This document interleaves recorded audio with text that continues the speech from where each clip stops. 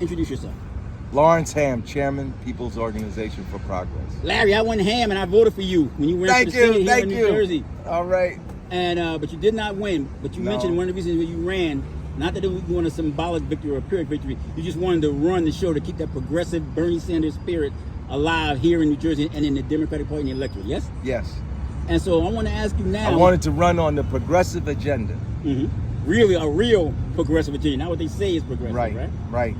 And so we talk about, there's a Chinese proverb I heard from former Mayor Barbara Rowan Hillside saying that there's a proverb that says, may you live in interesting times. And man, we seem like we're living in interesting times, Larry, historic times. I mean, you wrote a book, and you are part of the history here in Newark and in the black struggle, but also American struggle. But the stuff that's going on now, Donald Trump, apparent assassination attempt, and the Secret Service seemed like they dropped the ball.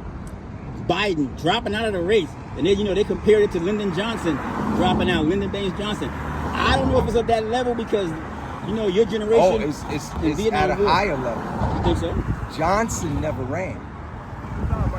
Johnson didn't run. Really? He did not run for re-election. Biden won all the primaries. Mm-hmm. This is even more catastrophic in some sense because Biden won all the primaries, and then ends up dropping out. I mean, it's crazy. Listen, as somebody who ran a campaign, and we talk about uphill against odds, because up here in Jersey, the Democratic Party and the powers that be, they didn't like Larry Hamm running. But you know how it is to run a campaign. And like I said, the disarray it seems to be in the Democratic Party in general, and nationally with this Biden and stuff, but then also generally here in New Jersey, where it seems like, you're doing your lifetime, my lifetime, it was North Jersey, South Jersey. All of a sudden now we got Central Jersey. Right. To me, which says the fracturing of the system or the dynamic, or changing the dynamic. Right. And so I wanted to ask you, as somebody who's felt these ties before and seen how they get reflected, what's going on, man? Well,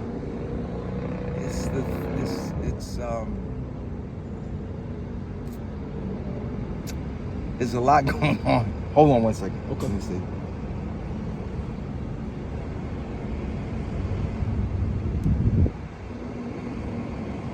I gotta pick somebody up. Well, what we're seeing is that we're seeing a political and economic system that's in the throes of changing demographics in the nation and in the world. And the system is having a hard time adjusting to all these changes that are going on. And I think we're going to be in this kind of situation for a while. There was a period when the United States was on top, unchallenged, sole superpower in the world. And now it's experiencing challenges both externally and internally. And the system is so reified that it's not as nimble as it once was, and is not as nimble, so it can't quickly pivot and adjust to these changes. And we got people in leadership who think that the answer to every problem is a war. And all that does is create more problems. Mm-hmm. So I think that we are seeing historical changes, and I think we're going to see some more. I don't think it's over. I don't think it's going to be over with this election in November.